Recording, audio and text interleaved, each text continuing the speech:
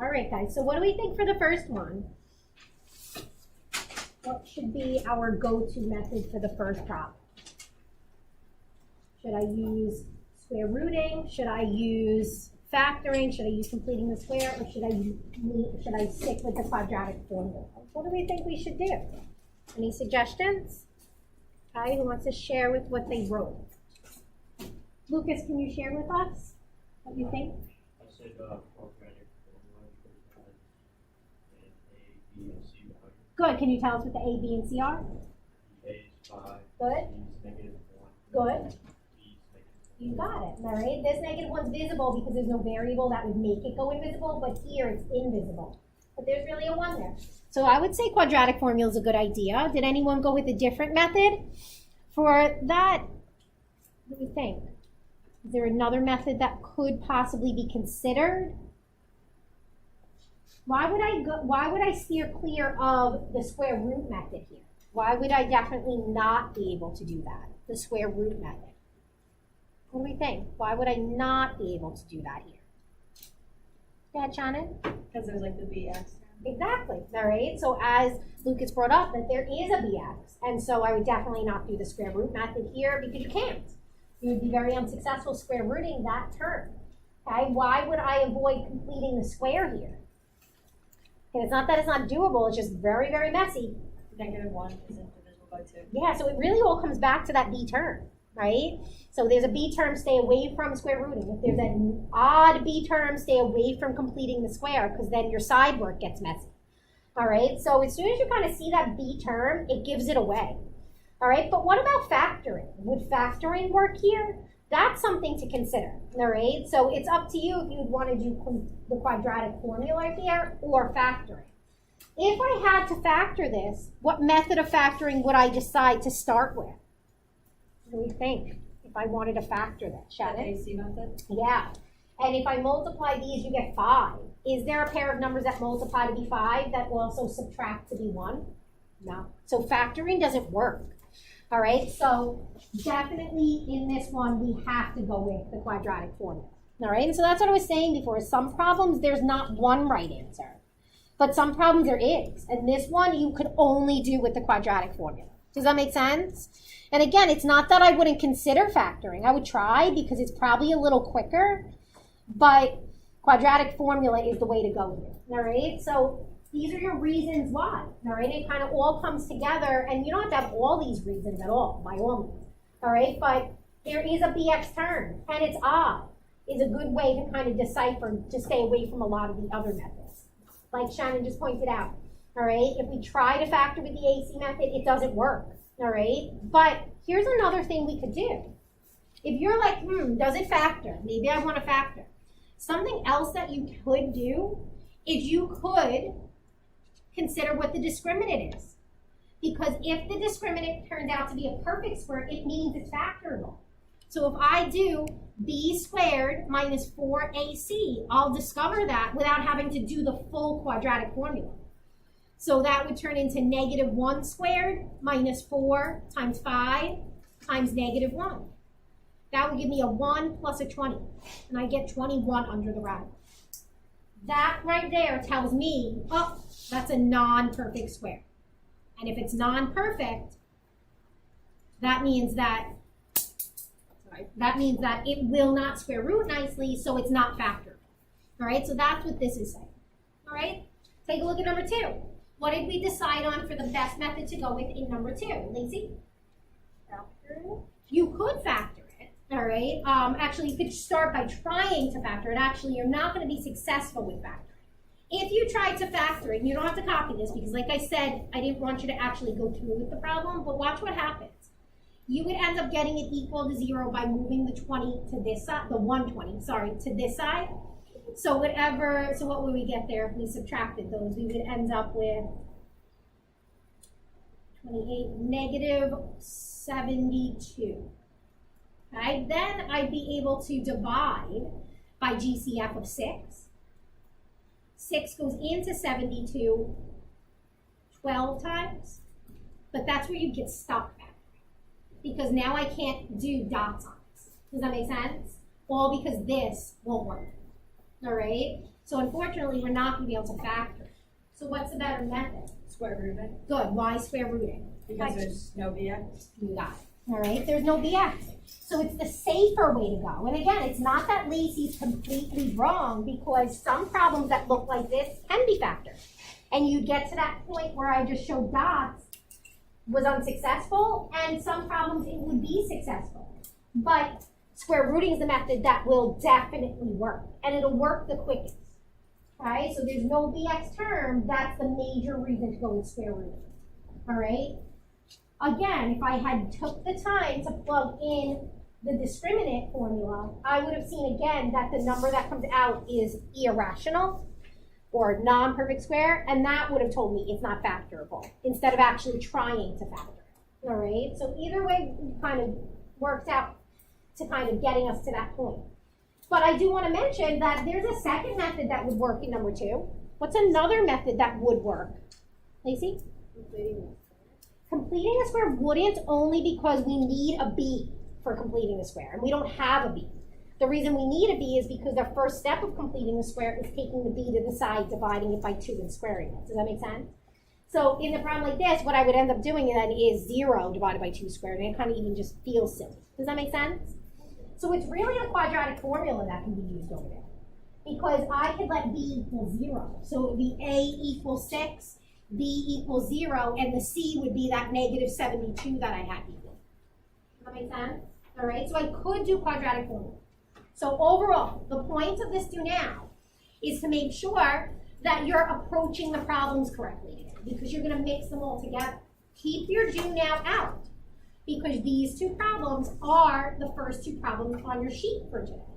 So that'll help you get started on them. All right. And again, the other point of the do now is to realize you could do every problem using the quadratic formula if you wanted to. You would probably take double the time than someone else in the room, because it will slow you down to use it on every problem. But you could use it if you aren't doing well with the other method. All right, which, because I do want to point out on the top of this page, just in case you're ready to go further than number 2, that it does break down which method you use and when. All right, the chart tells you factoring is good, it's straightforward, and it's usually easy and quick. Disadvantage is some problems are not factorable. Square rooting always works for equations without a BX. Okay? It cannot be used for equations with a BX. Completing the square is best when the A value is 1 and the B is even. It is difficult if those 2 things aren't kind of met. And lastly, quadratic formula could be used for all equations, all right, all. It does take time to do the calculations though. It's a time-consuming method. So that's the drawback of the quadratic equation. All right, so quadratic formula is great and all because it works on all types, but just be aware it does slow you down, okay? All right, so in number 1, like Lucas told us before, our breakdown of our key is A equals 5, B equals -1, and C also equals -1. Because of that, your first B value is turning positive, but your one inside of your radical has to go into a parenthesis and be squared, right? So we end up squaring -1 minus 4 times A times C, which is 5 -1. The discriminant you should have found is 21. This is why I said it's a quick problem, because I'm done. Why am I done with the problem here? Someone explain to me why I cannot do anything more like we were doing yesterday. I can't share the love. I love that. Yep, 10 won't go into 1 nicely. 10 won't go into the invisible one that's here nicely. Okay? But what else can I not do? You can't like square root of 21. Yeah, and I can't even break it down. Okay? So up here they did warn us that we're using whatever method we want, but if we bump into any irrational answers, we want to make sure they're in simplest radical form. So the thought should cross your mind to try to break down 21. It just doesn't break down. The only things that 21 can be broken down into are 7 and 3, and neither of those are perfect squares. So that's why we're done with the problem. So that's our final answer. Right? 21, 3, and 7, neither of them are perfect squares, so it doesn't work out. All right, so that's like really nice when the problems end that quickly with the quadratic one.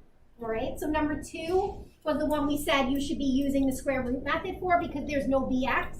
So you should have started by minusing 48 to both sides. Okay, and that way this becomes a positive 72, opposite of what I was showing earlier, right? And then once it becomes a positive 72, you could divide your 6 away and get a 12, and you get square root of 12, all right? This is, though, the part that some of you are missing. Some of you are stopping here. Your final answer should not be square root of 12 for 2 reasons. It breaks down, and the directions, again, said simplest radical form. And also, you need a plus minus. You need 2 solutions when the number under your radical is positive. Does that make sense? All right, so you need to break down 12 into 4 and 3, and that way it becomes plus minus 2 radical 3. All right, so 2 different solutions, making sure they're simplified. All right, let's discuss together real quick, how are we starting number 3? What is a good method to get started with, especially with that crazy fraction? I definitely could consider factoring, all right? But if I want to factor, what do I have to do to fix the problem first? Yeah, I would definitely do LCD to get that fraction to go away. What else do I have to fix about the equation before I get started with factoring? The one on the equal side. Yeah, I got to get that to be a 0, all right? So to get started with this problem, I would recommend doing LCD first, so that when you minus the 1 over here, it's not like messy subtraction to do with the fraction. I get rid of the fraction right away. All right, so multiplying everything in the equation by an LCD of 4 would be best. All right, if you didn't start that way, no big deal. All right, you can wait and kind of see if it works out similar to how you started. All right, if we do that, this turns into 4x, 8x. These knock out, so a 7 comes down, and then it equals 4 comes down. Are we good? Okay, then from there, we got to get that 4 to the other side. Like Shannon said, we need it equal to 0, right? So if I send 4 to the other side, how does that change things? What's my new equation if I send 4 to the other side? 4x squared plus 8x plus 3 equals 0. You got it, all right? And that's the point where if I'm going to go with factoring, like Lacey said, it's going to have to be the AC method. So I'm going to give you the choice right now. I did it with the AC method. But if that bothers you and you're like, oh, I just don't like that AC method, he needs to go away, then use the quadratic formula instead. All right, but it does work out with the AC method, and it's good to map it out ahead of time before you really devote yourself to it, because what if it doesn't work? So it's good to say to yourself real quick mentally, 12. Does anything multiply to be 12 that adds to the 8? Jack? 6 and 2. Then use it. All right, so then go for the AC method. If you can't find numbers that work out, then AC method's not going to work. That means factoring doesn't work. All right, and that means go to the quadratic formula. All right, but one thing I would avoid here, other than this method, because you have a BX, so you clearly can't do it. You can't do the square root method. Is I would avoid completing the square here because of that 4. You would have to do that partial GCF stuff. That would make things messy. All right. So if I continue and do like what Jack said, you can even see my little arrow here. I have to remember to undo this AC method in a little while. But my next step would end up being, nope, I don't want to show you guys the whole thing yet. I want to give you a chance to do it. All right, but the rest of it, my next step would be using those 2 numbers that Jack mentioned. There we go. Let me rewrite it for you. Actually, I might be able to just move it down. Give me a second. Yep, there we go. All right. The 2 numbers Jack mentioned were 6 and 2. Okay. And then 6 is positive, 2 is positive because I need them to multiply back to be a 12. And I need them to add back to be that 8. All right. And then that's the point where I have to go back and divide by that 4. But be careful. 6/4 is not a reduced fraction. 2/4 is not a reduced fraction. All right. So when you are at that moment, you have to reduce your fractions before you put them into your final bubbles. Can anyone tell us what our final bubbles are? What would be our final bubbles if I reduce this 6 divided by 4? And I reduce this 2 divided by 4. Then you will get to your final bubble. So what would those be? Luke? 3x plus 2 times 2x. Your first one's twisted around because the 3's on the top, the 2's on the bottom, so it's 2x plus 3. Does that make sense? Yep, you got it though. Very, very close, and just fix that up and you're good. And then we can split and solve. Okay, I'll show the rest from there. Okay, so 3 over 2 ends up becoming 2x plus 3. This 1/2 ends up becoming 2x plus 1. And then we split and solve. Setting each of them equal to 0 gets us these two fractional answers. Negative 3 over 2 and negative 1 over 2.